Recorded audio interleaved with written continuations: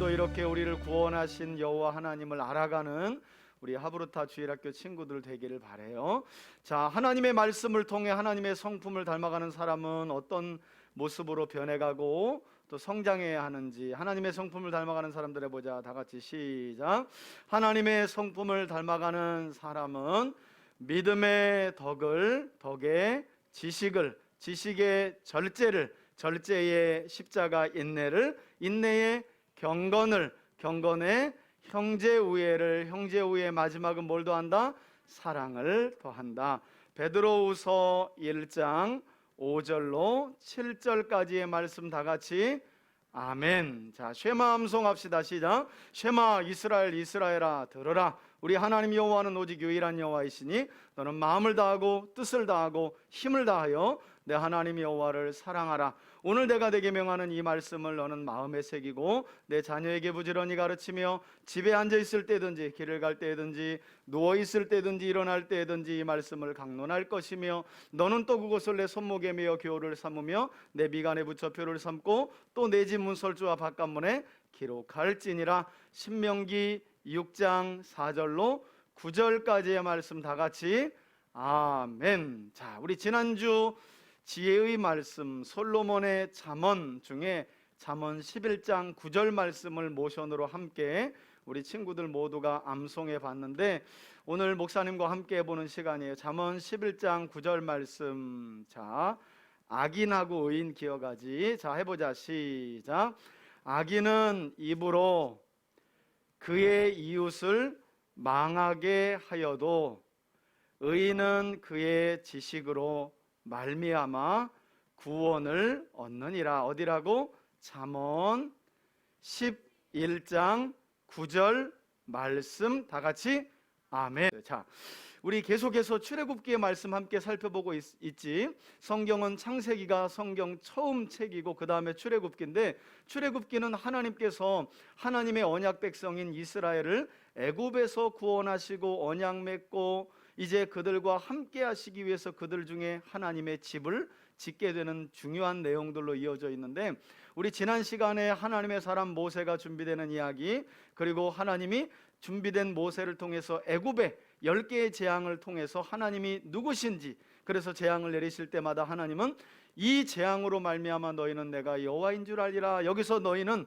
바로와 이집트 백성 그리고 430년 동안 애굽에서 노예 생활하고 있어서 이제는 거의 하나님을 희미하게 기억하고 있는 모세와 이스라엘 백성들, 그리고 그 사건을 성경에 기록해서 대대로 우리에게 읽게 하시는 이유는 대대로 하나님의 백성들이 하나님이 누구신지를 알게 하도록 하기 위해서. 그래서 10개 재앙은 대대로 하나님이 누구신지를 알게 하도록 하기 위해서 하나님께서 애굽에 내리신 재앙이었다, 자기를 계시하시기 위해서 내린 재앙이었다라는 말씀을 목사님이 지난주에 함께 나누었어요.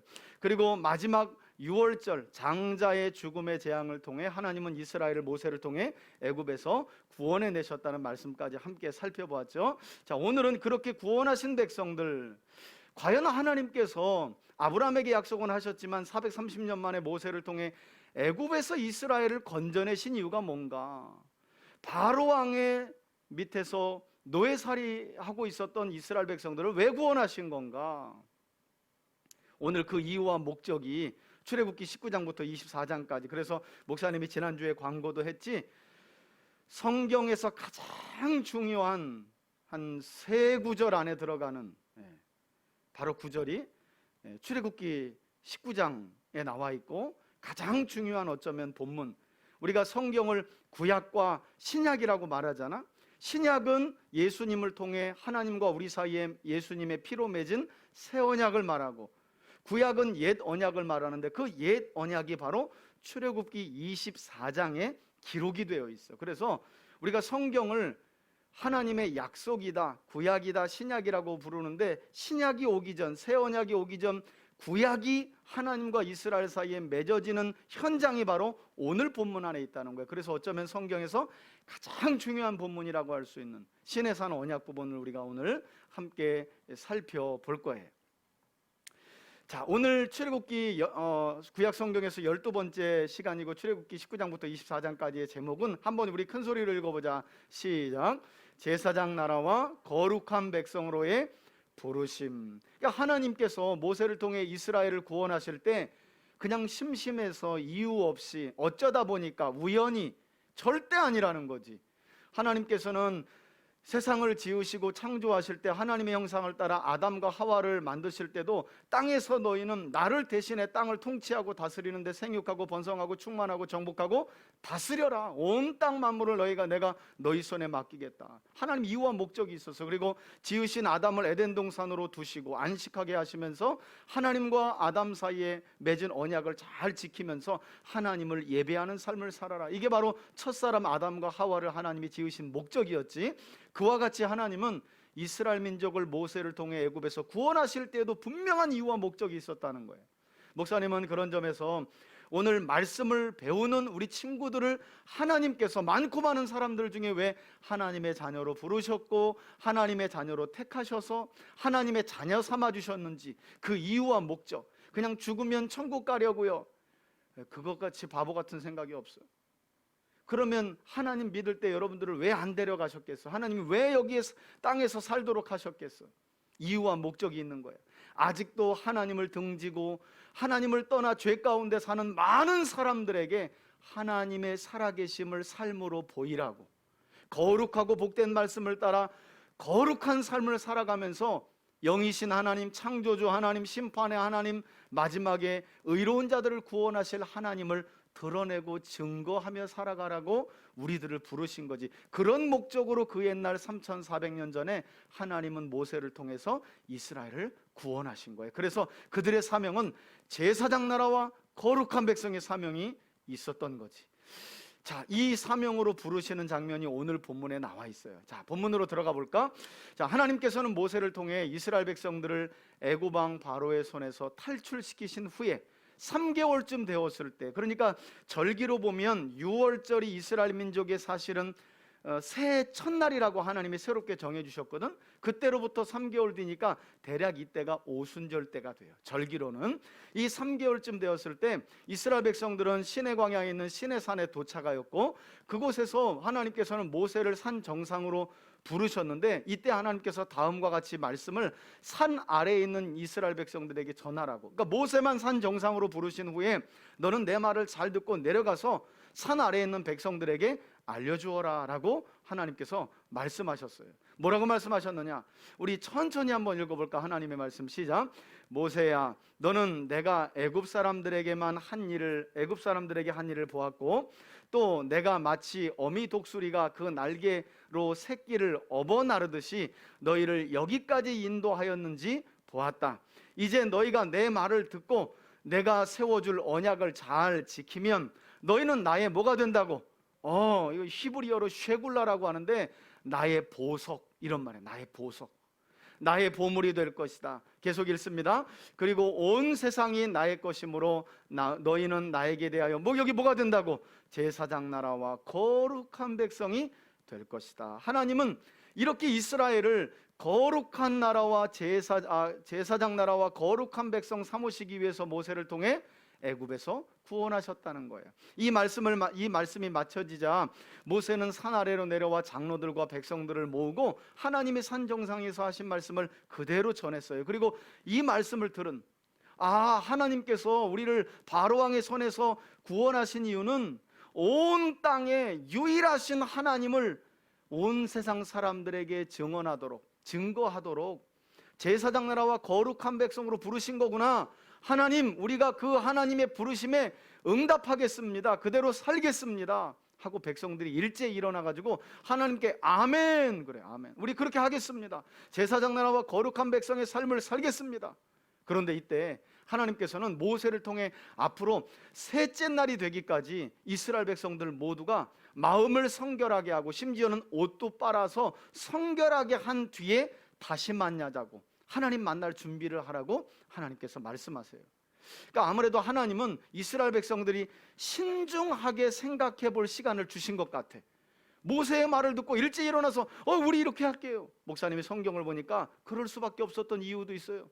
이 사람들이 지금 애굽에서 나올 때 온갖 희한한 기적과 표적은 다 봤잖아. 홍해가 갈라지고 애굽에 막 재앙이 임해가지고 바로 왕이 손을 들고 바로 왕이 이스라엘 백성들을 뒤쫓기 위해 보낸 특수부대가 홍해에 완전히 수상되어가지고 다 죽어나가고, 광야에서 먹을 것이 없다 그랬더니 하나님이 메추라기를 날려줘가지고 고기를 먹고 하늘에서 만나가 내리고, 아말렉이 이스라엘을 괴롭게 할 때 모세의 손을 들어 이기게 하시고, 물이 없다 그랬더니 하나님께서는 모세로 하여금 반석을 명하여 그 수백만 되는 사람들이 물을 먹을 수 있도록 놀랍게 강을 삼하게 만들어 주신 분이 하나님이야. 그러니까 우와, 이런 하나님과 언약 맺어야지 하고 아마 신중하지 않게 일어나서 일제히 모세여 우리가 하나님 나라의 하나님께 앞에서 제사장 나라와 거룩한 백성으로 살 수 있습니다. 하나님께서 모세를 불러, 모세야 3일 있다 다시 보자 그래라. 백성들 돌려보내고 마음을 다시 한번 정결하고 성결하게, 그리고 옷도 빨고 하나님 만날 준비를 하라 그래라. 우리 친구들 주일 이 시간 돌아올 때 어때요? 어제 몇 시에 잤어? 한 주간은 어떻게 보내? 오늘 하나님 만날 준비를 생각은 하고 있나요? 우리 친구들 하나님이 보이시지 않아서 아마 내일 하나님 만날 준비를 내가 바르게 해야지, 가급적이면 토요일도 너무 늦게까지 있으면 안 돼. 여러분, 오늘 만약에 우리 친구들을 하나님께서 문재인 대통령이 청와대로 초청했어. 간밤에 잠이나 오겠어 우리 친구들? 그지? 물론 청와대로 맨날 출근하다 보면 또 출근하는 사람들은 청와대가 청와대같이 안 느껴질 수 있어. 그런데 대통령 앞에 선다고 생각해봐. 어젯밤에 뭘 입고 갈지, 하나님 앞에 어떻게 설지, 그분의 말씀을 어떻게 들을지 생각 안 해보겠어? 그런데 온 우주 만물의 대통령이신 하나님을 만나는데 그냥 야 일어나고 싫어. 사실은 하나님이 마음 아파하실 수 있는 부분이지. 그래서 하나님은 이스라엘 백성들로 하여금 성결하게 할 시간을 3일 동안 주고 다시 만나자고 말씀하신 거예요. 자, 그리고 드디어 셋째 날 아침에 하나님께서는 여기 그림으로 보이지, 그지? 신의 산 정상의 그림인데, 하나님께서는 산 정상에 나타나셨는데 이때 천둥과 번개 그리고 짙은 구름과 나팔 소리와 함께 불 가운데 신의 산으로 내려오셔서 모세에게 백성들이 경계를 넘어서 저 신기하다 하고 저거 나 보러 갈래, 안 된다는 거예요. 하나님은 거룩하신 분이기 때문에 아무나 누구나 하나님을 볼 수 없어. 하나님을 구약에 보았던 선지자들마저도 하나님의 영광을 보았는데, 하나님의 모습을 본 게 아니라 영광을 보았는데 이제 나 죽었다 할 만큼 하나님은 위엄 있으신 분이야. 그래서 하나님은 모세에게 백성들로 하여금 산 정상에 올라오지 못하도록 명령하시고 경계를 넘어서 하나님을 보기 위해 산 정상으로 올라오지 말아라 라고 말씀하세요. 이때 하나님께서는 하나님 자신이 이스라엘 자손들을 애굽에서 인도하셨다고 말씀하시면서 모세에게 다음과 같이 제사장 나라와 거룩한 백성으로 살 수 있도록 하나님이 거룩한 계명인 십계명에 관해서 말씀해 주세요. 그러니까 야 너희들 내가 애굽에서 구원한 이유는 제사장 나라와 거룩한 백성의 삶을 살라고 구원한 거야? 그렇게 살아 하는 그런 분 아니에요. 너희들이 제사장 나라와 거룩한 백성으로 살기 위해서 내가 너희를 구원했는데, 그러려면 이 거룩한 삶의 지침인 십계명을 따라서 살아라. 원리야, 원리. 10개의 원리. 우리 처음부터 한번 읽어볼까요? 시작. 첫째, 나 외에는 다른 신을 내게 두지 말라. 둘째, 너를 위하여 새긴 우상을 만들지 말라. 하늘 위에나 땅 아래나 땅 아래 물속에 있는 그 어떤 형상으로도 하나님은 형상을 갖지 않으신 분이야. 이미지가 없어. 영이신 분이기 때문에. 셋째는 내 하나님 여호와의 이름을 어떻게 망령되이 일컫지 말라. 그래서 지금도 정통 유대인들은 성경을 필사하는 사람들을 서기관이라고 하는데, 이 서기관들은 성경을 필사할 때 여호와라는 말이 나오면 여호와라고 쓰지 않아요. 여호와의 이름을 망령되이 일컫지 말라라는 말씀, 그 말씀 때문에 유대인들은 성경 읽을 때 우리는 그냥 여호와라고 읽지만 여호와라는 말이 나오면 아도나이 이렇게 읽어, 일부러. 또는 하쉐임 이렇게 읽어. 아도나이라는 말은 주님 이렇게 완곡하게, 하쉐임이라는 말은 그분 이렇게 읽어, 그분. 여호와라고 말하지 않아. 하나님의 이름을 조금이라도 망령되이 읽지 않기 위해서. 그리고 서기관들은 성경을 쓸 때 여호와라는 말 대신에 아도나이라는 말이 나오면 성경을 쓰다가 붓을 내려놓고 가서 목욕을 하고 다시 와. 또 아도나이가 나오면은 또 붓을 내려놓고 가서 목욕을 하고 올 만큼 얼마나 하나님 앞에 자신을 정결하게 하고 하나님의 이름을 망령되이 일컫지 않으려고 노력했는지 몰라. 자, 네 번째는 안식일을 거룩하게 지키라. 다섯 번째는 내 부모를 공경하라. 다섯 번째부터는 사람과 관계된 계명인데 놀랍게도 하나님은 사람과 관계된 계명 중에서 첫 번째 부모 공경을 말씀하신 거지. 많은 학자들은 왜 사람들에게 관한 계명 중에 부모 공경을 말했는가? 부모님과 자녀가 부모님을 공경하지 않으면 첫째 가장 심각한 문제가 하나님을 경건하게 믿는 믿음이 전수되지 않기 때문이에요.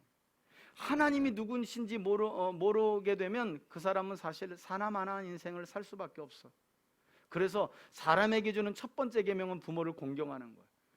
부모님의 말을 공경하고 귀담아 들을 줄 아는 어린아이여야 하나님의 말씀을 전해 들을 수 있고 하나님을 믿는 믿음을 세워갈 수 있기 때문에. 그리고 부모님은 보이지 않는 하나님이라고 성경은 우리에게 은연중에 말하고 있어요. 자, 여섯째는 살인하지 말라. 일곱째는 간음하지 말라. 여덟째는 도둑질하지 말라. 아홉째는 내 이웃에게 대하여 거짓 증거하지 말라. 열째는 내 이웃의 집을 탐내지 마라. 도둑질하지 말란 말이지, 그지? 그래서 이 10가지 계명은 핵심이 뭐라고? 이 아래 나와 있지. 핵심이 시작. 하나님 사랑과 어떤 사랑? 이웃 사랑이라는 핵심 계명이 이 핵심 주제가 10가지 계명 안에 들어가 있는 거예요. 자, 이렇게 10계명을 하나님은 말씀하신 후에 다시금 모세에게 여러 가지 삶의 규정, 거룩한 삶의 규정들에 대해서 아주 간략하게, 여기는 이것을 그래서 출애굽기 20장 이후에 23장까지의 말씀을 최초의 언약문서다, 레위기의 말씀을 주시기 전 하나님이 설명하신 내용이다라고 부르기도 하는데, 하나님이 몇 가지 이야기를 해주셔요. 뭐라고 해주셨느냐? 자, 이때는 지금 이스라엘 백성들은 뭐 하고 있을 때지? 3일 동안 마음을 성결하게 하고, 주성아, 옷을 성결하게 하고 있을 때였어. 옷을 성결하게 하고 있을 때, 이때 하나님은 거룩한 삶의 규정 몇 가지를 말씀하셨다는 거예요. 첫 번째, 제단에 관한 규정을 말씀하셨는데, 제단에 관한 규정은 어떤 말씀이냐면, 은이나 금으로 신상을 만들지 말고 제단은 뭘로 쌓아서? 흙으로 쌓아서, 돌로 제단을 쌓은 경우에는 다듬지 않은, 인위적으로 사람의 노력과 수고가 들어가지 않은 단을 쌓으라고 하나님께서 말씀하셨어요. 그리고 종에 관한 규정에 대해서도 말씀하셨는데, 오늘 아까 보니까 목사님이 종에 관한 질문도 나오더라고. 이스라엘 자손들 중에 종이 되는 사람은 6년 동안만 주인을, 여기서 중요한 것은 이방인들이 아니라 동족인 유대인들을 말해, 이스라엘 자손들 가운데에 빚을 져가지고 남에게 종으로 갔을 경우에는 6년 동안만 부리고, 그 종을, 그 종도 6년 동안만 주인을 섬기고 7년 때에는 면제년이라고 말하는데, 안식년, 면제년 이해에는 모두가 자유를 주라는 거예요. 회복시켜 주라는 거예요. 계속해서 빚 때문에 노예로 데리고 있으면서 노동력을 착취하지 말라는 거예요. 또한 폭력에 관한 규정도 하나님은 말씀하셨는데, 만일 실수로 사람을 쳐서 죽인 경우가 아니면 반드시 그 살인자를 죽이려고, 고의적으로, 악의적으로. 그래서 사실은 우리 친구들은 잘 모를 수 있겠지만 현행법도 보면 싸우다가 어쩌다가 사람을 죽인 거는 정상이 또 참작되기도 해. 우발적이다 이렇게. 그런데 치밀하게 계획을 가지고 손에 연장을 들었다, 이거는 가중처벌을 받아. 하나님도 그와 같이 율법의 원리에 적어놓으신 거예요.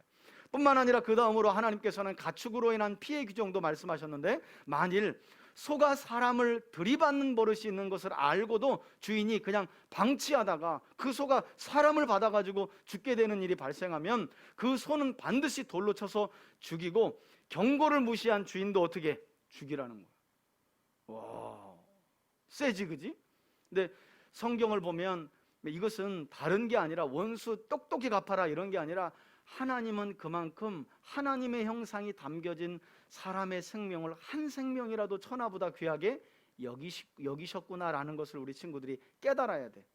그 요즘에 보면 가축들은 아니지만 종종 나오지, 그지? 요즘에는 애완견을 가정에서 많이 기르다 보니까 사나운 그 사냥개 같은 것들 기르다가 그냥 고삐 풀려가지고 지나가는 행인들을 물고 또 다른 애완견을 물어 죽이는 일들이 종종 나오잖아. 그때 법원에서 어떻게 판결하냐면, 저 사람은 이전에도 그 개를 가지고 산책하다가 또 그런 일이 있는데 또 그러고 또 그랬는데도 주의하지 않았어요. 그러면 가중처벌. 물론 지금 현행법은 사람을 죽였다고 그 사람이 죽지는 않아. 얼마 전에도 목사님 들으니까 뭐 이렇게 무서운 개가 이렇게 사람을 물었던가 그런데 이거 이게 뭐 하는 그 뭐 이렇게 있잖아, 레슬링 이거 뭐 하는 그 사람이 그 개 이렇게 목을 졸라가지고 구해줬다고 그러더라고. 그러니까 그런 일이 3,400년 전에 있을 경우에 가축도 죽이고 그 경고를 무시한 주인도 죽여라. 왜냐하면 생명을 등한시했다는 거예요. 그리고 배상에 관한 규정에 대해서도 하나님은 말씀하셨는데, 만일 사람이 소나 양을, 그러니까 남의 가축을 도둑질했다면 소는 한 마리당 5마리를 배상하고, 와 엄청나지, 그지? 배상이 안 되면 어떻게 되는 걸까? 그 집에 종으로 사는 거지 뭐. 그리고 양 한 마리당 4마리를 배상하라고 명령했어요. 이 말은 배상이 목적이에요, 도둑질하지 말라는 거예요? 당연하지. 배상은 도둑질하지 말라는 거야. 그렇게 하지 말라는 거예요. 눈에는 눈, 이에는 이, 손에는 손. 다른 사람이 그 사람을 쳐서 눈을 상하게 했으면 그 사람의 눈을 쳐라. 이건 가서 복수하라는 말이 아니야. 성경을 잘못 읽는 사람들은 너 구약은 눈에는 눈이야, 이렇게 어리석은 생각을 하는 사람들이 있다고. 하나님은 너 한 대 맞았으니까 똑같이 한 대 가서 쳐, 이걸 목적으로 배상 규정을 말한 게 아니에요. 하나님이 말씀하신 본래의 뜻은 너가 만일 화가 났더라도 그걸 참지 못하고 남의 눈을 상하게 하려고 주먹을 치려고 한다면 반드시 네 눈을 빼어줄 생각을 하고 치라는 거예요. 그럼 못 치지. 자기 눈을 얼마나 자기가 사랑하는데 쳐. 그렇게 다른 사람의 눈을 사랑하라는 거지. 그러면 싸울 일이 없지, 다툴 일이 없지, 그지? 남의 것을 훔칠 일도 없고. 하나님은 그것을 목적으로 말씀하신 거예요. 자, 뿐만 아니라 하나님께서는 도덕에 관한 규정도 말씀하셨는데, 이방인 나그네를 못 살게 굴거나 학대하지 말라고, 그리고 과부나 고아를 못 살게 굴지 말라고 말씀하셨어요. 그러니까 지금으로 말하면 사회에서 가장 취약계층 있잖아. 누군가 도와주지 않으면 어렵게 살 수밖에 없는 그런 사람들을 학대하지 말라는 거예요. 그리고 공평에 관한 규정에 대해서도 말씀하시면서 부자를 위해 뇌물을 받지 말고 거짓 증언하거나 가난한 사람이라고 무조건 편을 들어서 법을 왜곡하지 말아라. 불쌍하다고 그냥 다 봐주고 그러면 안 된다는 거예요. 뿐만 아니라 하나님께서는 왜 안 넘어갔지? 자, 하나님께서는 이 밖에도 안식년과 안식일, 그리고 이스라엘 자손들이 매년 지켜야 할 3대 절기는 우리 친구들이 꼭 알아야 돼요. 첫 번째로 따라해보자. 유월절, 두 번째는 맥주절, 그 다음에 수장절. 유월절은 무교절과 한 세트이기도 하고, 맥주절은 77절 또는 오순절 이렇게도 불러요. 수장절은 초막절 또는 수장절 또는 장막절이라는 또 다른 이름으로도. 이런 것들은 다 여러분들이 몰라도 돼. 이 3가지만 기억해. 유월절, 맥주절, 그 다음에 초막절. 유월절은 오늘날 우리 교회 안에서 성찬식과 부활절로 이렇게 완성되은 거지, 그지? 그리고 맥주절은 성령 강림절로 완성되었고, 수장절은 우리 추수감사절로, 맥주절 또는 추수감사절로 완성되게 된 거지, 지금 교회 안에서. 그리고 이와 같은 하나님의 말씀을 잘 듣고 지켜 순종하면 하나님께서는 이스라엘 백성들의 양식과 물에 복을 주시겠다고 약속하셨고, 모든 질병으로부터 그들을 지켜주시고, 이스라엘 자손들 모두가 주어진 생명의 날들을 충분히 살아갈 수 있도록 하나님이 하시겠다고 약속하신 거예요. 그러니까 장수하게 할 것이다 라는 약속을 주셨다는 거예요. 그리고 이 모든 말씀을 마치신 후에 하나님께서는 셋째 날 모세에게 하나님의 말씀을 기록하여 다시 한번 이스라엘 자손들의 귀에 낭독하여 들려주라고 말씀하셨어요. 그러니까 3일 후에 조금 전 말씀하신 이 최초의 언약 문서를 모세에게 설명해 준 뒤에 3일 하신 하나님은 3일 후에 이스라엘 백성들이 오면 이것을 이제 설명해 주라고 말씀하셨다는 거예요. 그들의 귀에 들려줘라. 방금 전 목사님이 설명한 내용을 3일 후에 하나님 앞에 선 이스라엘 백성들에게 모세로 하여금 기록해서 낭독해 주라고 말씀하셨다는 거야. 그리고 이에 대해 이스라엘 백성들은 모두 다시 한번 하나님 앞에서 그대로 실천하겠습니다, 우리가 그렇게 살겠습니다, 아멘 하고 맹세해요. 그러자 하나님께서는 모세를 통해, 이 부분이 중요하지, 짐승의 피를 하나님을 향해 제단과 그리고 백성들을 향해 뿌리면서 언약을, 바로 이 언약이 구약 옛 언약의 현장이야. 그래서 하나님과 이스라엘 사이에 맺은 언약은 피로 맺어진 거야. 왜 피로 맺어졌는가? 언약을 깨트린 당사자는 자기 생명으로 보상하는 거야. 안타까운 사실은 이 이후에 일어나는 이스라엘 역사를 보면 이들은 하나님 앞에서 언약을 맺지만 너무 신중치 않게 맺은 거예요. 우리가 그렇게 살겠습니다, 우리가 그렇게 살겠습니다. 그러다가 주구장창 가나안 땅까지 들어가서 1000년 동안 하나님의 말씀을 경홀히 여기다가 여호와의 이름을 망령되이 일컫다가 각종 우상들을 만들어 섬기다가 이처럼 십계명 말씀 자체를 완전히 깡그리 무시하고 어기다가 하나님께 언약, 하나님과 그들 사이에 맺은 언약대로 아주 줄기차게 혼나지, 줄기차게. 근데 그게 남은 이스라엘, 사실 이스라엘의 역사이기도 해요.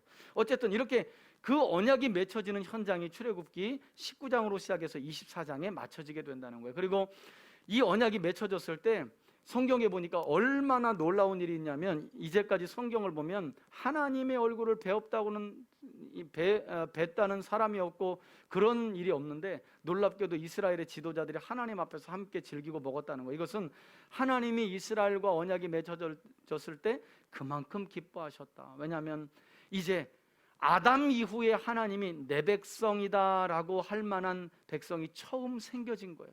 하나님, 저희가 하나님 백성 되길 원해요. 하나님의 뜻대로 제사장 나라와 거룩한 백성으로 십계명의 원리를 따라 세상 중에 살지만 구별된 삶을 살아갈게요 하는 백성이 생긴 거예요. 그러니까 하나님이 하나님의 얼굴을 배없는 이스라엘의 지도자들을 죽이지 않고 함께 그 앞에서 먹고 즐기면서 마시도록 허락하셨다는 거예요. 얼마나 기쁘셨으면. 이런 일들이 있었다는 거지. 자, 여기까지가 출애굽기 19장부터 24장까지의 말씀이고, 우리 성경합으로 진행해 보겠습니다. 우리 아는 친구들은 바로 단문을 우리 적어주기를 바래요. 자, 첫 번째는 애굽에서 나온 지 3개월쯤 되었을 때 이스라엘 자손을 시내 산으로 인도하신 하나님께서는 그들을 부르신 목적을 뭐라고 했죠? 목적, 아주 중요하다고 목사님이 말씀했는데, 뭐 때문에 부르셨나? 심심해서, 우연히, 어쩌다 보니까, 그냥 바로가 미워서. 자, 어떤 목적 때문에 하나님께서 이스라엘 백성들을 시내산에서 부르셨다 그랬죠? 어떤 목적 때문에? 자, 누가 가장 먼저 적을 것인가? 하나님은 어떤 목적 때문에 이스라엘을 애굽에서 430년 만에 모세를 통해 재앙을 내리시면서 자기 자신을 계시하시고 부르셨나? 우리 요셉이가 제사장 나라와 거룩한 백성 삼으시려고. 아멘. 자, 잘했어요. 우리 요셉이가 제사장 나라와 거룩한 백성. 사실은 하나님께서 구약의 이스라엘 백성들을 부르실 때 이 목적을 밝히셨고, 이후에 이제 베드로후서 2장 9절, 8절, 9절 보면 똑같은 말씀을 해요. 하나님이 교회와 우리를 부르신 이유도 우리를 왕 같은 제사장, 하나님의 나라요, 그리고 하나님의 소유된 백성 삼으셔서 아름다운 복음을 온 세상에 전파하게 하려고 우리를 부르셨다. 미민이가 제사장 나라와 거룩한 백성, 잘했습니다. 우리 요셉이와 미민이에게 박수. 잘했습니다. 자, 두 번째는 하나님께서는 이스라엘 자손들이 제사장 나라와 거룩한 백성이 되기 위해 율법의 핵심인 무엇을 주셨나요? 이건 너무 빨리 해야 되겠지, 그지? 제사장 나라와 거룩한 백성으로 살아. 알았지? 그냥 말씀만 하신 게 아니라 제사장 나라와 거룩한 백성으로서의 삶을 살아가도록 거룩한 삶의 지침이 되는 10가지 계명을 주셨는데, 이걸 뭐라고 부르는가? 어이구, 건이가 10계명, 주성이 10계명, 이든이 10계명, 미민이 10계명, 요셉이가 10계명. 맞아요. 이 10가지 원리예요. 거룩한 삶의 원리. 이 10계명을 조금 더 풀어서 설명한 것을 우리 친구들은 레위기라고 보면 돼. 레위기.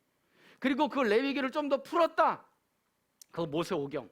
그 모세오경을 풀었다. 구약. 그걸 더 풀었다. 완전히 풀었다. 우리 손에 들려진 성경 66권이라고 생각하면 좋을 것 같아요. 자, 우리 건이, 주성이, 이든이, 미민이, 요셉이 잘했습니다. 박수. 잘했습니다. 자, 세 번째는 10계명 중 5번째 계명은, 이건 손발력이 좀 있어야 되겠지, 그지?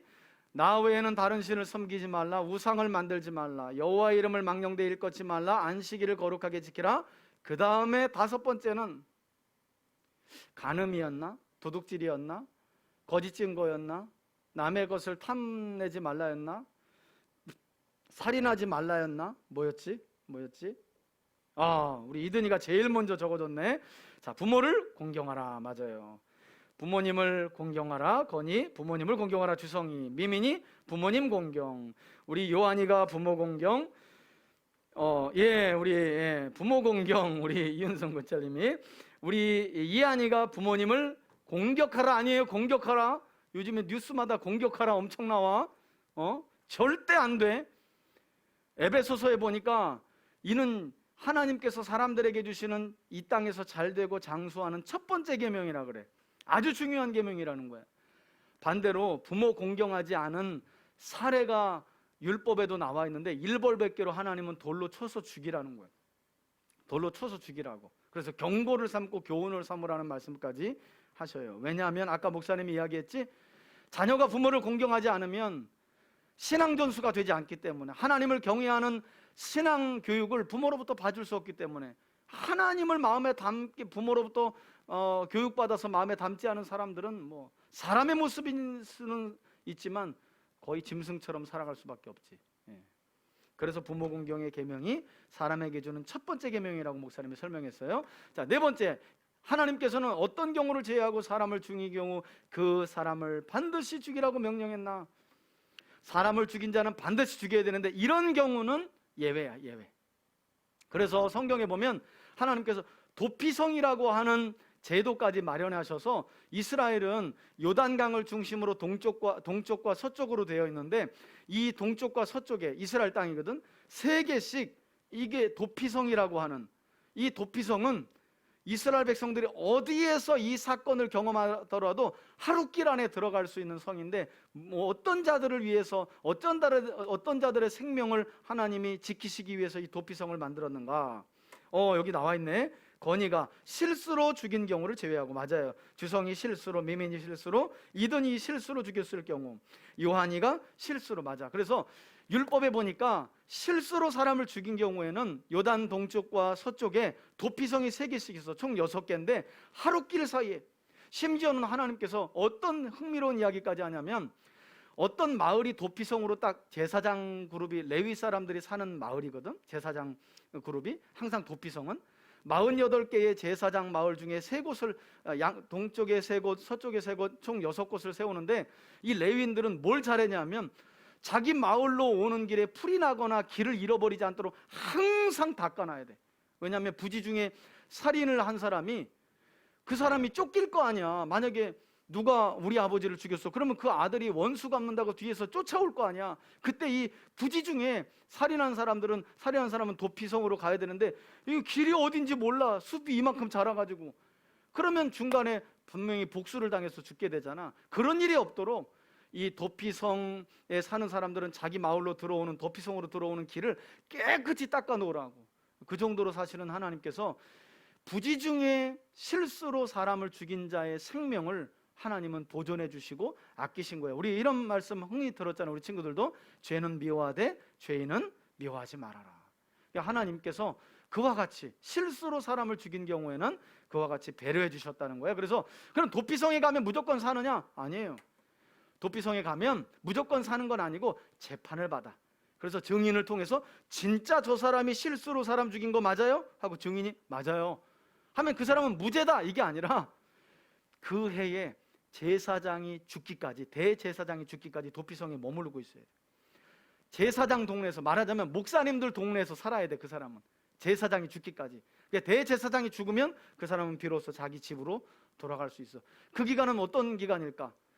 내가 좀 더 조심했어야 되는데, 그때 내가 조금 더 배려했어야 되는데, 아마도 그걸 생각했겠지, 그지? 자, 5번째, 하나님께서 못 살게 굴지 말라고 말씀하신 3부류가 있었지, 그지? 하나님이 이런 대상은 사회적으로 취약계층이니까 절대 못 살게 굴면 안 된다. 이든이가 정말 빠르네. 이방인 나그네 고와 과부. 맞아요. 이방인 나그네 고와 과부가 이스라엘 중에는 가장 힘이 없고 약한 취약계층이 있어요. 우리 요셉이도 잘했습니다. 고와 과부 나그네 잘했습니다. 우리 요셉이, 미민이도 잘했네. 미민이, 이든이 잘했습니다. 박수. 잘했습니다. 자, 우리 적용화브루타로 넘어가 보자. 적용화브루타. 자, 첫 번째는 하나님께서 이스라엘 자손들을 제사장 나라와 거룩한 백성으로 세우신 이유를 통해 우리 친구들을 왕 같은 제사장으로 부르시고 세우신 이유에 대해서도 말해보세요. 이건 아까 목사님이 설명을 했어, 그지? 이미 목사님이 설명하는 중에 우리 친구들을 왕 같은 제사장으로 부르셨는데 그 이유는 복음을, 하나님이 누구신지를 잘 증거하라는 이유에서 부르셨다는 거지. 자, 두 번째로 넘어가 볼게요. 두 번째, 자, 하나님께서는 언약의 핵심인 십계명을 주실 때 직접 돌판에 기록해 주셨는데 그 이유는 무엇일까? 모세에게 하나님께서 직접 새겨 주셨다 그러거든. 왜 그렇게까지 하셨을까? 정답은 없어요. 우리 친구들이 생각해 보라고 목사님이 질문을 주는 거예요. 하나님은 왜 말로만 하지 않고 돌판에 십계명을 직접 기록하셔서 모세에게 주셨을까?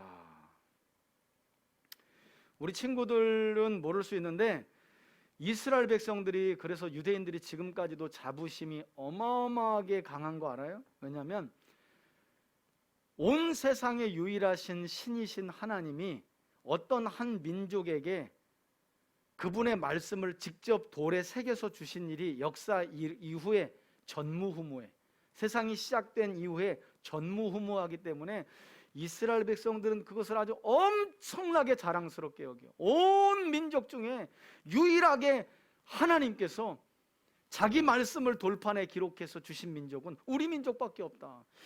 자부심이 좀 있을만 하긴 하지, 그지? 자, 건이가 대답을 해줬네. 말뿐만 아니라 보이는 것이 있어야 좀 더 오래 기억할 수 있어요. 맞아, 그것도 아주 단순하지만 맞아, 정답이 될 수 있어, 그지? 말로 하면 금방 잊어버리잖아. 돌판으로 새겨주면, 그지? 네. 오랫동안 조금 더 보고 기억할 수 있죠. 자, 우리 요셉이가 썼나? 백성들이 하나님이 새기셨다는 인식을 가지고 계명을 열심히, 똑같은 비슷한 대답인데 맞아요, 그죠? 말씀보다는 하나님께서 이처럼 직접 새겨주셨어 하면 다르잖아, 그지? 모세가 새길 수도 있지만 하나님이 직접 새겨주셨어 라고 하면 좀 특별하지, 그지? 그리고 그 당시에는 종이가 흔치 않았고 무언가를 기록할 수 있는 것은 돌에다가, 그래서 우리 친구들 역사적으로 오래된 곳에 가보면 항상 그 옛날에 그 선사시대의 유물은 다 어디에 있어요? 동굴이나 이런 데 보면 다 어디에 새겨 있어? 다 벽에나, 그지?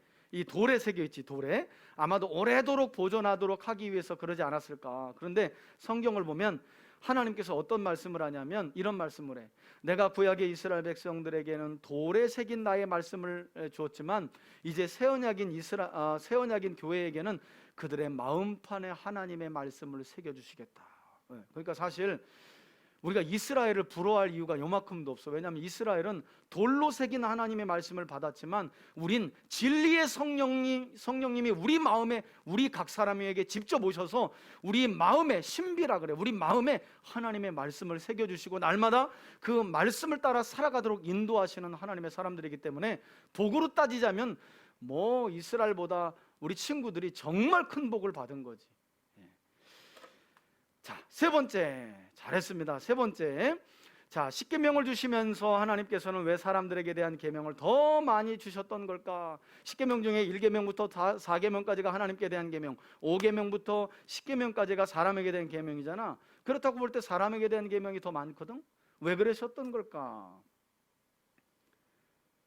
왜 하나님은 한 8개 정도로 하나님께 대한 계명을 쭉 깔아놓고 사람에게 대한 계명은 한두 가지 정도면 될 텐데 오히려 하나님께 대한 계명보다 사람에게 대한 계명이 더 길다는 거야. 그것도 우리 친구들 한번 생각해 봐야 돼. 아니면 딱 절반을 하든지. 그것도 아니고 4개, 6개. 사실은 문자적으로 나누어 있지 이게 하나이긴 하지만 어쨌든 왜 그럴까 한번 생각해 보세요.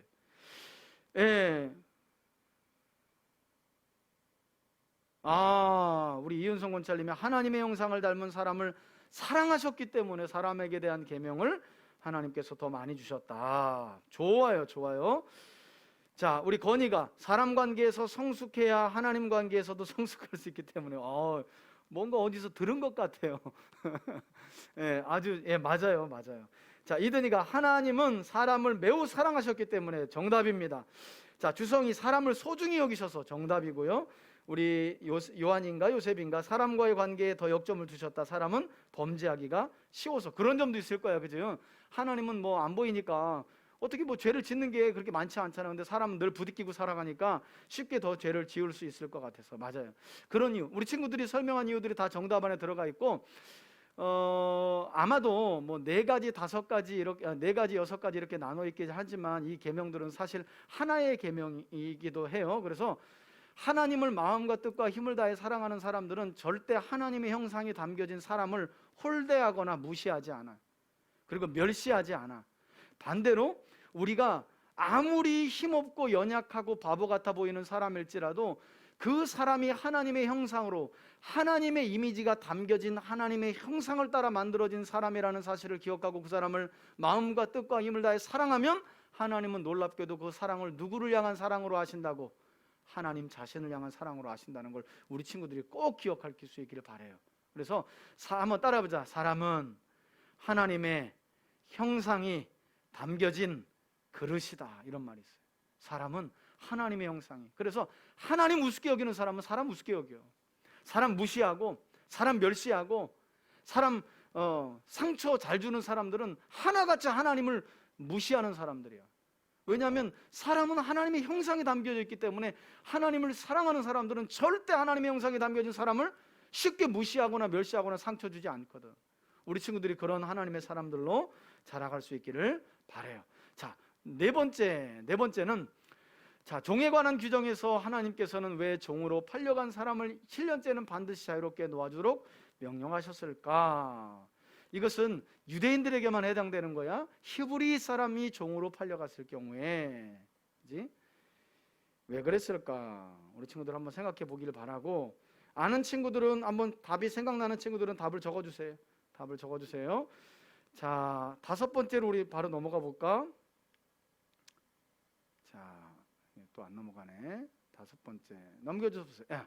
자, 이스라엘 백성들이 괴롭게 하지 말아야 할 대상이 고아와 과부와 나그네였다면 지금 우리가 괴롭게 하지 말아야 할 대상은 누구일까? 이게 우리 친구들의 대답하기에 좀 더 쉬울 것 같아. 자, 5번째, 이스라엘 백성 중에 하나님이 괴롭게 하지 말아야 할, 압제하거나 학대하지 말아야 할 이방인, 고아, 나그네, 과부, 지금은 어떤 대상일까? 이런 사람들이 건이가 남들에게 도움을 받아야 하는 사람들, 그렇지? 지금 우리 주변에 보면 경제적으로 어려운 사람들 맞지, 그지? 경제적으로 당연하지, 그지? 그지? 그리고 몸이 장애를 가져서 불편한 사람들도 당연히 이런 그룹에 속하겠지, 그지? 경제적인 어려운 사람, 그리고 몸이 불편한 사람, 그리고 정신적으로도 문제가 있어서 누군가의 도움이 필요한 사람들, 이런 사람들은 우리가 아끼고 배려해야 될 사람들. 맞아요. 우리 요한이가 장애인들, 가난한 사람들, 우리 이든이가 맞아요. 장애인들, 다문화 가족들도 마찬가지야. 맞아. 야, 쟤 봐. 쟤 피부 색깔이 달라. 그지? 우리가 그런 생각을 가지니까 거꾸로 있잖아. 미국이나 유럽 가면 이 백인들이 저 아시아나 왔다고 또 그렇게 인종차별해요. 그지? 맞아요. 다문화 가족들도 사실은 우리가 배려하고 아끼고 사랑해야 될 대상이에요. 아주 잘했어요, 이든이. 자, 우리 건이, 우리 요한이, 이든이 잘했습니다. 박수. 자, 질문으로 넘어가 볼게요. 우리 질문 앞으로 타. 자, 미민이가 출애굽기 22장 5절에서 가장 좋은 농산물로 물어줘야 할 때 농산물이 없으면 어떻게 배상하나요? 아주 곤란한 질문을 했어요. 그 내용을 잘 읽어보면 가축, 내가 풀어놓은 가축으로 남의 농산물을 망쳤을 때 배상을 해야 되잖아. 그때 그러니까 배추밭을 소가 다 뜯어먹었어. 그때 물어주긴 해야 돼. 그런데 이 사람이 어떻게 물어주냐면 자기 배추 중에서 알이 꽉 안 찬 거, 이거는 좋지 않은 거, 시든 거, 병충해 입은 거, 그런 걸로 주는 거야. 절대 그렇게 하지 말라는 거야. 성경은 가장 좋은 농산물로 배상을 하라는 거야. 물론 그렇지, 그 농산물이 없었을 경우는 다른 걸로 또 배상이 당연히 아마 그 당시에는 레위인들이 제사장들이 율법을 주관하고 판결도 했기 때문에 아마도 제사장들이 나서서 또 다른 것으로 배상하게 하지 않았을까 하는 생각을 해봐요. 자, 건이가 출애굽기 21장 4절에 종의 주인이 종에게 아내를 내어주어 자녀를 낳고 종이 자유의 몸을 얻으면 7년 만에 자유의 몸을 얻으면 아내와 자녀들을 주인의 집에 놓고 혼자 나가야 한다고 되어 있는데 하나님께서 이런 법을 만드신 이유는 무엇일까요? 무엇일까요? 글쎄, 우리 친구들 한번 생각해 볼까? 그러니까 여기서 중요한 건 앞뒤 내용을 읽어보면 히브리 종은 반드시 6년까지만 종으로 부리고 7년째에는 자유를 주어야 한다. 그런데 이때 주인이 그러니까 노예는 주인에게 속한 재산이었기 때문에 주인이 자기 집에 들어온 남종에게 주인에게 속한 여종을 아내로 주어서 자식까지 낳으면 그 여종과 자식은 반드시 주인집에 놓고 가야 돼. 왜냐하면 그 당시에는 종의 개념이 노동력이에요. 노동력. 그래서 놓고 가라고. 다만 예외가 있죠. 그 남종이 저는 주인님도 사랑하고 제 아내와 처자식도 사랑하는데요. 그러면 너 얼마든지 내 집에 종으로 머물 수 있어 하면 그 종은 그 주인 집에 문에 가가지고 귀를 대고 못으로 이 귀를 송곳을 빵 뚫는 거야. 근데 목사님은 추측건데 고대 사회에서, 이스라엘 사회에서 이런 일이 있었을 것 같아. 사람들이 다니다가 봤는데 귀에 동그라미가, 여기 귀에 구멍이 딱 뚫려 있어. 그럼 그 사람은 뭘 이야기해 줄까? 저 사람은 처자식과 저 자기 집의 주인을 엄청 사랑하는 사람이구나. 그런 걸 알 수 있지. 그리고 생각해봐. 저는 처자식을 사랑해서 여기 주인 집에 머물고 싶어요. 그때 이 사람이 늘 게을러. 주인 말대로 안 해. 그럼 주인이 그거 허락하겠어? 나 안 받아줘. 그지? 그러니까 이 종은 또 주인에게 대해서 어떤 사람이어야 돼? 그렇지, 충성을 다하고 성실한 사람이어야 되는 거지. 이거 상호적으로 다 이 구멍이 보여주는 거야. 귓구멍, 이 귀에 뚫어진 구멍이, 저 종은 주인에게 인정받은 종이구나. 저 집 주인은 정말 좋은 주인이구나. 이런 게 보여지는 거지, 그지? 자, 오늘날에는 다 그래서 여자분들이 귀걸이를 하고 다니죠, 그지? 귀걸이를. 예수 그리스도의 종이라고. 자, 그 다음에 이드니가 출애굽기에서 하나님께서 모세에게 이스라엘의 백성들이 지켜야 할 법규를 말씀하시는데 종에 관한 법이 나오죠. 이때 하나님께서는 모든 인간이 똑같은데 왜 노예 제도를 그대로 내비두셨나? 그냥 두셨는가? 하나님이 이 만민이 법 앞에 평등하고 또 남녀가 평등하고 모든 사람이 평등한데, 근데 이런 거 있어요.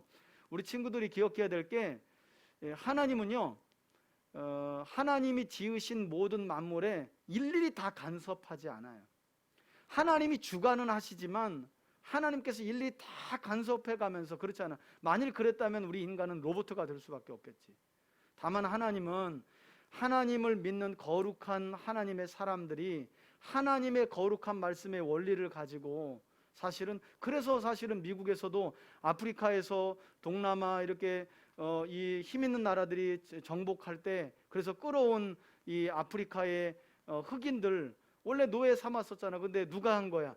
아브라함 링컨이라는 사람이.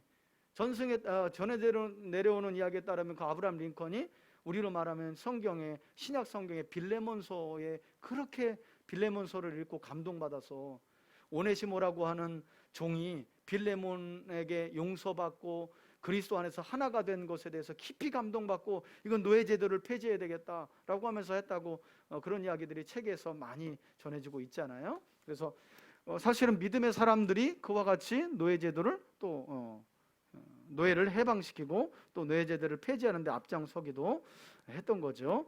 그래서 하나님께서 그렇게 일일이 다 근데 그렇다면 이제 이렇게 나올 수 있는 거야. 하나님은 이 세상에 악인을 왜 그냥 두시나요? 악인 다 모조리 없애버리지, 그지? 근데 하나님께서 그렇게 일일이 다 하나님께서 모든 걸 간섭해 가면서 그러지 않으신다. 자, 그것을 우리 친구가 기억했으면 좋겠고, 이든이가. 이한이가 하나님께서 모세를 통해 율법을 자세히 알려주셨는데 이 율법을 안 지키는 자는 누가 판결해 주었나요? 제사장들이 판결해 주었어요. 자, 안요셉이 출애굽기 20장 31절에 하나님께서 계신 흑암, 20장 31절에는 없더라고. 31절이 20장에 31절이 없어요. 출애굽기 20장에는 26절이 끝이에요. 자, 요한이가 19장 산을 침범하면 왜 죽이나요? 아까 목사님이 설명했죠, 그죠? 하나님은 거룩하신 분이기 때문에 하나님이 올라오라는 모세 외에는 경계를 정하고 가축들도 올라오지 못하도록 하셨어요. 자, 22장 29절에서 마다들을 왜 바치나요? 29절에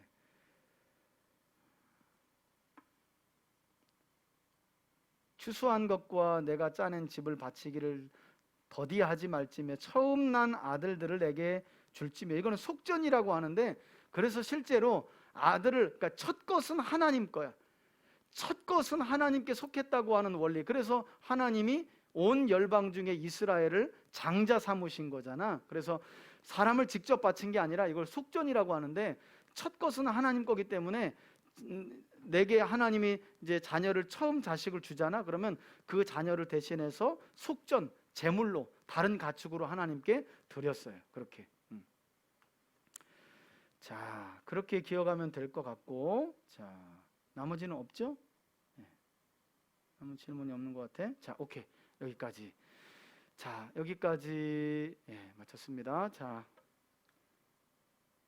질문 합으로 다 끝났고, 우리 다음 주는 출애굽기 25장부터 31장까지 마지막 우리 출애굽기 마지막 단락이니까 우리 친구들 꼼꼼히 잘 읽고, 여름 방학이 오면 글쎄 뭐 한 달 정도 지금 방학을 할까 고민 중인데, 우리 친구들 일단 출애굽기 다음 주 마지막이니까 잘 읽고 듣고 또 질문 2개 잘 만들어 올 수 있도록 하고 잠언 모션 열심히 해서 올려놓을 수 있기를 바래요. 자, 우리 일어나서 3대 찬양하고 마치겠습니다. 목사님 축도로 마칠게.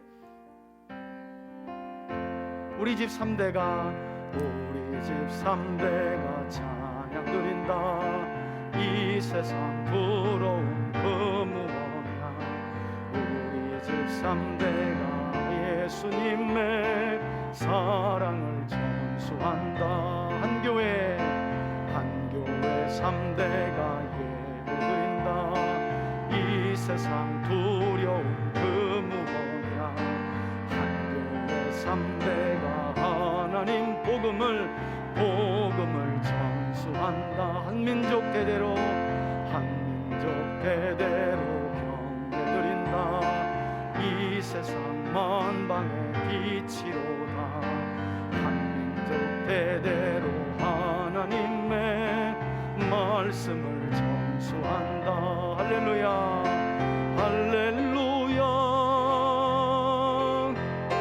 할렐루야. 얼씨구나 좋다. 지화자 좋네. 말씀이 전수된다.